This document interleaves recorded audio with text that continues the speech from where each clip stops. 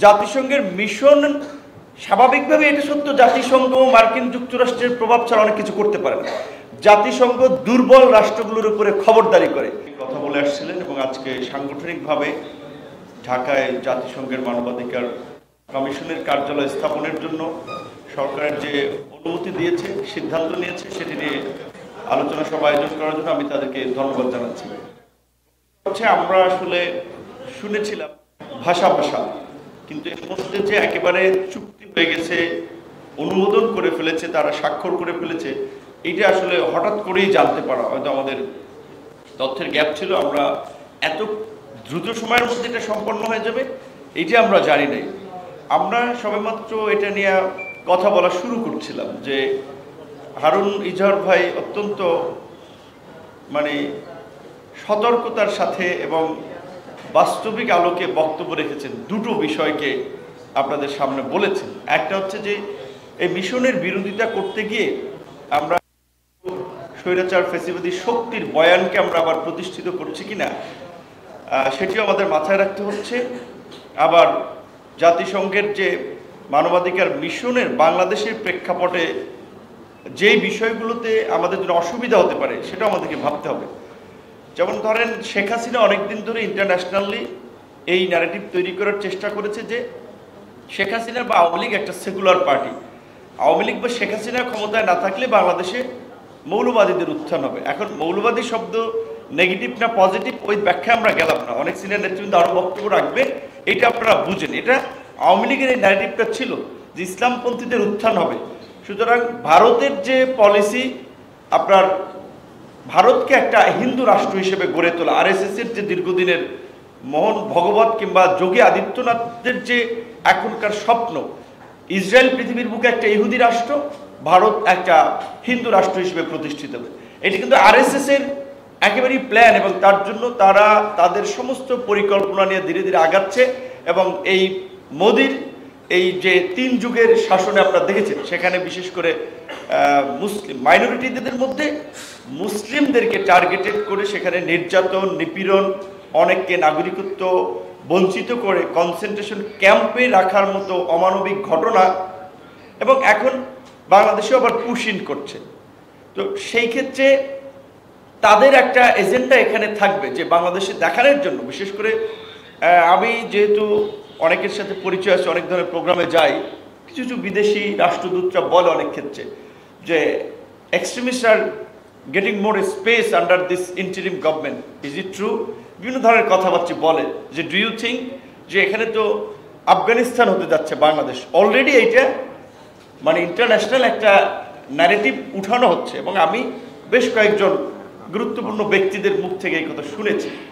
So সেই ক্ষেত্রে হারুন ইজাহার ভাইয়ের জন্য বলেছে যে আমরা একটু সতর্কতার সাথে ডিল করতে হচ্ছে। যেমন ধরেন, জাতিসংঘের মানবাধিকার মিশন একদিক থেকে ভালো হতো যে এই যে আমরা দেখলাম এই সরকার দায়িত্ব নেওয়ার পর থেকে বাংলাদেশে হিন্দুদের নির্যাতন হচ্ছে, হিন্দুদের জমি দখল হচ্ছে, ধর্ষণ করা হচ্ছে, এই ধরনের মিথ্যা খবর বার্তা ইন্ডিয়ান মেইন স্ট্রিম মিডিয়া, কারণ বাংলাদেশ তো একটা ছোট্ট দেশ, ওদের ইংলিশ, হিন্দি, বাংলা বিভিন্ন ভাষাভাষী এতগুলো মিডিয়া, প্রায় 140 কোটি জনসংখ্যার দেশ, তারা তো এই ন্যারেটিভ ইন্টারন্যাশনালি তাদের যে লবিস ফার্ম বলেন, তাদের যে কানেক্টিভিটি বলেন, সেখান থেকে তারা ছড়াচ্ছে। এইখান থেকে আমরা ডিফেন্ড করতে পারছি না, যার কারণে প্রধান উপদেষ্টা আমাদের একটা মিটিংও ডাকলেন।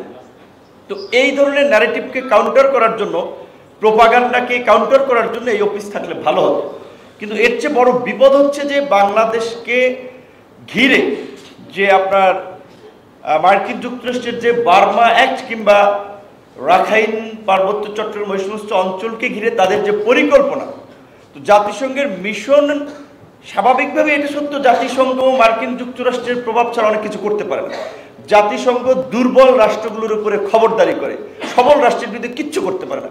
ভারতে কাশ্মীরে এত মানবাধিকার লঙ্ঘন হচ্ছে, কিংবা আমাদের মুরব্বী যে বলে গেলেন যে ফিলিস্তিনে জাতিসংঘের এই মিশন উড়াই দিল, এই মানবাধিকার কর্মী থেকে শুরু করে শরণার্থী, আন্তর্জাতিক গণমাধ্যম আল জাজিরা সাংবাদিকরা মারা যাচ্ছে, সরাসরি গুলিতে মারা যাচ্ছে। সেটা নিয়ে কত কি হয়েছে। যে মানবাধিকারের রক্ষা কবচ যদি আমরা ধরি, এইটার প্রমোটার যারা ধরি ওয়েস্ট, সেই ওয়েস্ট কি করছে? আপনার ফিলিস্তিনের প্রশ্নে কিংবা এই জাতিসংঘের সহ আন্তর্জাতিক সংস্থাগুলোর প্রতিনিধিদের মারছে। সুতরাং এইটি সত্য, পশ্চিমা দেশগুলো মানবাধিকারকে তাদের রাজনীতি, তাদের স্বার্থের টুল হিসেবে ব্যবহার করে। মানবাধিকার একটা ভালো ধারণা, এবং আমি মনে করি ইসলামের সবচেয়ে মানবাধিকারের কথা বলা হয়েছে, প্রতিবেশীর হকের কথা বলা হয়েছে, একটা পশু পাখির হকের কথা বলা হয়েছে, যেটা আমরা মানবাধিকার বলতে পারি। তো ইসলামের চেয়ে মানবাধিকারের কথা কেউ বলে নাই, কিন্তু পশ্চিমারা যে ন্যারেটিভে ব্যবহার করে সেটা স্পষ্টতই তাদের রাজনৈতিক স্বার্থে। যেই কারণেই তারা ফিলিস্তিনি শতাব্দীর জঘন্যতম ঘটনা এবং ভয়াবহ মানবাধিকারের লঙ্ঘন হলেও তাদের দেখবেন কোনো আওয়াজ নাই, কোনো দেশে ইন্ডিভিজুয়াল কিছু নাগরিকের সংগঠন কথা বলছে। তো সেই দিক থেকে এখন পার্বত্য চট্টগ্রামে একদিকে বার্মা অ্যাক্ট, আরেকদিকে আমাদের প্রতিবেশী রাষ্ট্রের একেবারেই দেশ স্বাধীনের পর থেকে ওই অঞ্চলে নানা ধরনের নাশকতা বিশৃঙ্খলা করার জন্য তাদের যে লেলিয়ে দেওয়া লোকজন, ডেইলি স্টারের মতো পত্রিকা একাধিকবার নিউজ হয়েছে যে পার্বত্য চট্টগ্রামের বিচ্ছিন্নতাবাদী সশস্ত্র গোষ্ঠীর কাছে উজি পিস্তল মানে ইসরায়েলি পিস্তল। তাহলে তারা ইসরায়েলি পিস্তল কোথায় পেল? তাদের ট্রেনিং হয় মিজোরামে, তাদের ট্রেনিং হয় সীমান্তবর্তী এলাকাগুলোতে, এবং স্পষ্টত ভারতের সহায়তা ছাড়া তাদের এই ট্রেনিং এটা সম্ভব না। এবং সন্তুল আর্মাদের তো আমরা দেখেছি তাদেরকে কিভাবে ভারত পৃষ্ঠপোষকতা করেছে। তো কাজে এই পার্বত্য চট্টগ্রামকে যারা দীর্ঘদিন ধরে স্বাধীন ভূখণ্ড নানা ধরনের বিচ্ছিন্নতাবাদী কর্মকাণ্ড করছে, এখন তাদের বিরুদ্ধে সরকার যখন কোনো অভিযান চালাবে, আমাদের সামরিক বাহিনী একটা অভিযান চালালো, বললো মানবাধিকার লঙ্ঘন হয়েছে, 2 জন মানুষ মারা গেছে, ওই দিক দিয়ে তারা যে গুলি করে আমাদের মানুষকে মারছে, পাহাড়ে যে একটা কলার ছড়ি থেকেও এই যে সন্ত্রাসী গোষ্ঠীগুলো চাঁদা নিচ্ছে, মুরগি থেকে পয়সা নিচ্ছে, এইগুলো নিয়ে বলবে না। তখন আমাদের যখন রাষ্ট্রের পর্যায় থেকে ব্যবস্থা নেবে তখন তারা একটা কোশ্চেন রেজ করবে, ওইখানে আমাদের একটা বিপদ। তো সেই জায়গা থেকে তবে আমি ব্যক্তিগতভাবে মনে করি, এবং আপনারা সবাই কথা বলেন, সরকার যেটা ভাই বলেছিলেন দুর্বল হওয়ার কারণে তারা ভয় পাচ্ছে। মানে আঞ্চলিক ভাষায় একটা কথা বলে, এইখানে নেতাকে বল যে গলাবাজি করতে পারে, জারি দিতে পারে সেই নেতা। তো একটা সরকার এত দুর্বল হওয়ায় সে ওই তার প্রোপাগান্ডা কাউন্টার করার জন্য কিংবা ইন্টারন্যাশনালি কি লেখা হচ্ছে এই ভয়ে তারা এই মিশনকে, আমার যেটা মনে হচ্ছে, অনুমতি দিতে চাচ্ছে। কিন্তু তারা এই সরকার কারা চালাচ্ছে? ম্যাক্সিমামই তো বলা চলে প্রো ইউএস পন্থী লোকজন, যারা ইউএস এর বিভিন্নভাবেই সম্পৃক্ত, তাদের এজেন্সি প্রতিষ্ঠান। ডক্টর ইউনূস একজন আন্তর্জাতিকভাবেই একজন লিবারেল ব্যক্তি, তার সরকার মানবাধিকার লঙ্ঘন করবে তার সরকার আমলে, এটা তো তারা সুন্দরভাবে উপস্থাপন করতে পারত। সেইটা না করে তারা যে বিপদটা ডেকে আনছে, এইটার যত ইতিবাচক দিক থাকুক তার চেয়ে নেতিবাচক দিক এবং ভয়ঙ্কর দিক আমার কাছে বেশি মনে হচ্ছে। আমি এটা নিয়ে উদ্বিগ্ন নয় ব্যক্তিগতভাবে।